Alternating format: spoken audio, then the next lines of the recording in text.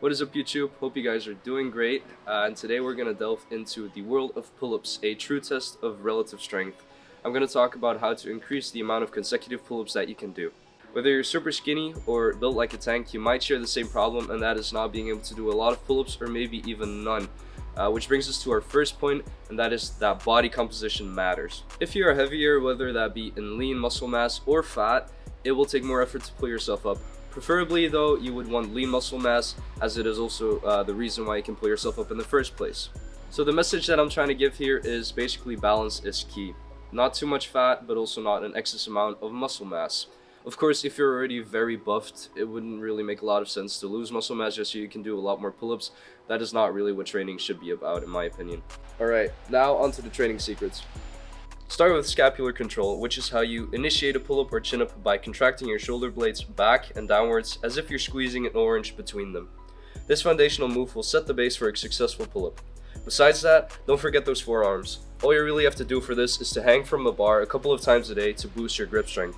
Good exercises to strengthen the muscles used during pull-ups include negative or eccentric pull-ups, Australian pull-ups, and band-assisted pull-ups. Even if you're already able to do normal pull-ups, do not neglect these as they are still great complementary exercises. Starting off with the negative or eccentric pull-up.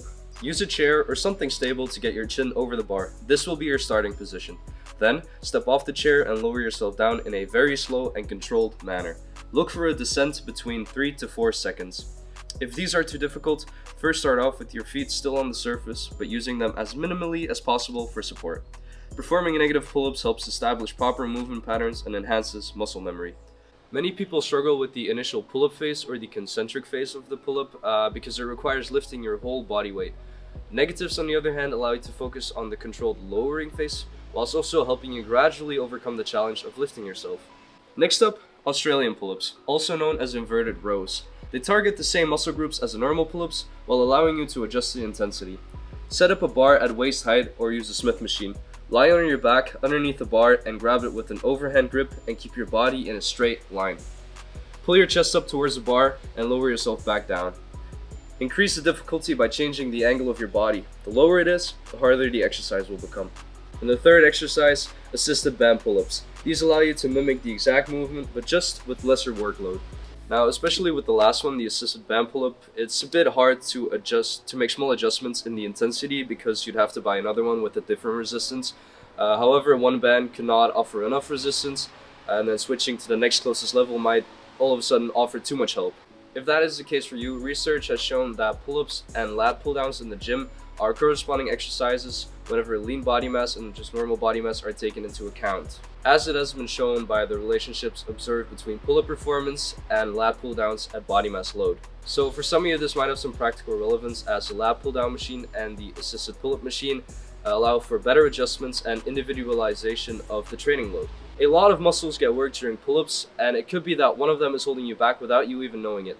That's why you got to experiment with different kinds of grips that will put more emphasis on the different muscles that are worked during pull-ups. First, narrow grip will put more emphasis on the biceps and inner back, whilst wide grip will put more emphasis on the lats. Supinated grip will also help out the biceps. One thing that I'd like to mention as well is that pull-up form is crucial. If you are unsure about your own form, make sure to check out my other video on how to do a perfect pull-up, but I will not cover that in this video.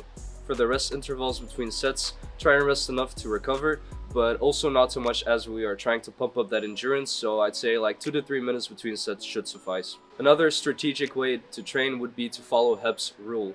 It basically states that cells that fire together, wire together. So applying this to pull-ups, perform relatively low reps but frequent sets throughout the day, aka greasing the groove. By performing pull-ups multiple times throughout the day, you're consistently activating and reinforcing the neural pathways and muscle memory associated with the specific movement, making the pull-ups feel more natural over time until they feel as easy as walking. So let's say you can do 6 to 8 pull-ups max, then you should do sub-maximal amount of reps every hour. So for 6 to 8, I'd say do like 3 to 4 pull-ups every hour or so. Ideally, you would like to combine the two of them, meaning a structured workout routine with the exercises that I just mentioned, along with occasional sessions of frequent low rep pull-ups throughout the day. This way you will get both the benefits from the strength building exercises as well as the neural adaptation from Hebs's rule. Research has also shown that moderate to fast velocity of movement is superior for enhanced endurance and strength gains for pull-ups. So try and aim for like 1 to 2 seconds on the way up and 1 to 2 seconds on the way down. As for frequency of training, aim for 2 to 3 pull-up sessions a week with at least 2 days of rest in between. And the last thing that I want to mention in this video is that once you get to the 15 to 20 rep range of pull-ups, try and spice things up with variations like weighted pull-ups, for example, that will provide more progressive overload. And then focus on these for a while, and then once you revisit the normal pull-ups, the number of repetitions will just go through the roof, I promise you. And there you have it, a well-rounded guide on how to improve your pull-up performance. Remember that consistency of your workouts and good form on each rep is key to achieving your fitness goals. But for the rest, that was it for me. I hope you guys enjoyed this video. If you did, please leave a like, and a subscribe is always appreciated. If you have any questions, you can always leave them down in the comments and I will make sure to answer them. Also, if you want, you can check out my free workout program. It will be linked down below in the description. Thank you for watching, and I hope I will see you guys in the next one. Goodbye.